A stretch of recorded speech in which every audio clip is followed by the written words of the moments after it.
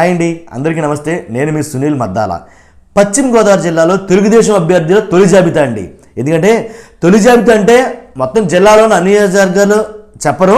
తొలి జాబితా మాత్రం ఏ అభ్యర్థులు అయితే ప్రకటిస్తారో తెలుగుదేశం మనం ముందుగా అనౌన్స్ చేసి ఇప్పుడు చెప్పబోతున్నాం అన్నమాట. ఎలా అంటే ఒకటి పితాని సత్యనారాయణ గారు, ఆచంట నుంచి పితాని సత్యనారాయణ గారికి అవకాశం దొరకబోతుంది.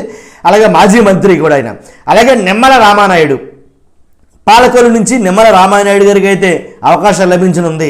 అలాగే మంతెన రామరాజు ఉండి నియోజకవర్గం నుంచి మంతెన రామరాజు గారు అక్కడి నుంచి బరిలో దింపనుంది. ఎందుకంటే కనుక ఉండికి ఇంకోటి ఏంటంటే ఉండి కలవపూడి శివరామరాజు గారు కూడా టిక్కెట్ ఆశిస్తున్నారు. అయితే ఈసారి ఆయనకి ఇస్తారా ఎవరా, లేకపోతే మంతెన రామరాజు గారికి ఇస్తారా అనేది కొంచెం సందిగ్ధం అవుతుంది. కానీ మంతెన రామరాజు గారు అయితే కనుక అక్కడి నుంచి దిగడానికి 100% అవకాశాలు ఎక్కువగా ఉన్నాయి. అలాగే దెందులూరు చింతమనేని ప్రభాకర్, దెందులూరు అనగానే చింతమనేని ప్రభాకర్ అని చెప్పుకోవసలేదు. ఈజ్ ఏ రోలింగ్ లైన్ అనేది ఖచ్చితంగా చెప్పొచ్చు. ఎందుకంటే అక్కడి నుంచి 100% చింతమనేని ప్రభాకర్కి అయితే టికెట్ ఇవ్వాలి అని అయితే చాలామంది అడుగుతున్నట్టు విషయం తెలిసిందే. కానీ చింతమనేని ప్రభాకర్ మీద ఏదైతే కొన్ని విమర్శలు ఉన్నాయో, అలాగే పవన్ కళ్యాణ్ గారే సాక్షాత్తు పవన్ కళ్యాణ్ గారే చింతమనేని ప్రభాకర్కి టికెట్ ఇవ్వడం కుదరదు, ఈసారి ఆపండి ఆయనకి, అక్కడి నుంచి ఇస్తే కనుక ఆ టికెట్ నెగ్గదు అని అయితే చెప్పడం జరిగిందని చాలా రకాలుగా అయితే వీడియోలు వచ్చినాయి.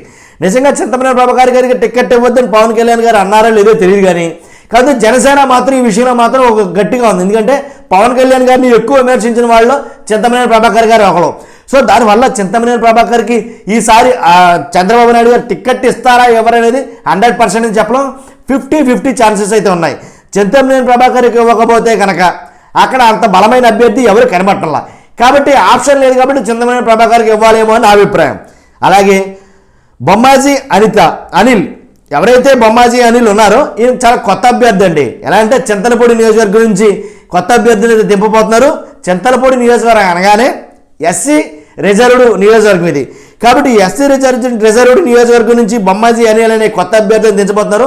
మంచి పేరు, అలాగే ఆర్థిక బలం, రాజకీయంగా కొద్ది గొప్ప పరిచయాలు ఉన్నటువంటి వ్యక్తి. కాబట్టి ఈసారి బొమ్మాజీ అనిల్ అక్కడి నుంచి విజయం సాధించారని కావాలని బొమ్మాజీ అనిల్ అక్కడి నుంచి దింపబోతున్నారు. 100% వీరికైతే టికెట్ ఇస్తున్నారని చెప్పి చాలా మట్టుకి అంటే విశ్వసనీయ వర్గాల సమాచారం మన దగ్గర ఉన్న మట్టుకి చెప్తున్నాను అనమాట.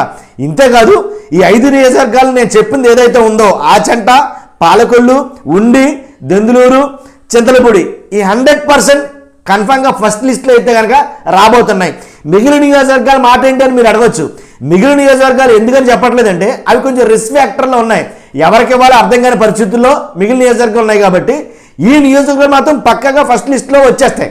తర్వాత నెక్స్ట్ లిస్ట్లో ఏంటంటే కనుక ఏదైతే రిస్క్గా ఉందో, అంటే ఫర్ ఎగ్జాంపుల్ తణుకు ఉంది, తణుకు తీసుకున్నట్లయితే కనుక అక్కడి నుంచి జనసేన అభ్యర్థికి ఇవ్వాలా తెలుగుదేశం అభ్యర్థికి ఇవ్వాలా అర్థం కాని పరిస్థితుల్లో ఉన్నాయి. కాబట్టి జనసేన అభ్యర్థికి ఆల్రెడీ పవన్ కళ్యాణ్ గారు అనౌన్స్ చేసేశారు. కాబట్టి కానీ తెలుగుదేశం కంచుకోవడం తణుకు.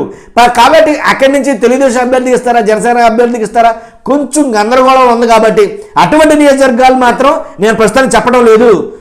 కాబట్టి తర్వాత ఇంకోటి ఏంటంటే సేమ్ అలాగే తాడేపల్లిగూడెం కూడా ఉంది. తాడేపల్లిగూడెం కూడా అంతే సేమ్. అక్కడ జనసేన అభ్యర్థికి ఇస్తారా లేదా తెలుగుదేశం అభ్యర్థికి ఇస్తారా తెలియని పరిస్థితి. కాబట్టి ఎవరికి ఇవ్వాలో కొంచెం సంక్లిష్టంగా ఏదైతే ఉందో అలాంటి నియోజకవర్గాలు కొన్ని అయితే ఆపడం జరిగిందండి.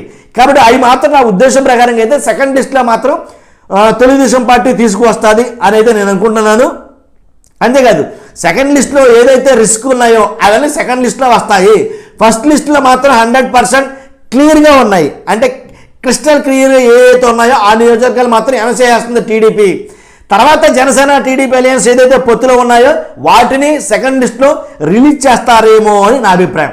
చూస్తున్నా మీరు అందరూ కూడా ప్లీజ్ మర్చిపోద్దు. మీకు తెలిసిన నియోజకవర్గాలు ఏమంటే కనుక ఖచ్చితంగా చెప్పండి, పలానా అభ్యర్థి కంటెస్ట్ చేస్తాడని. అలాగే లైక్ చేయండి, సబ్స్క్రైబ్ చేయండి. Thank you.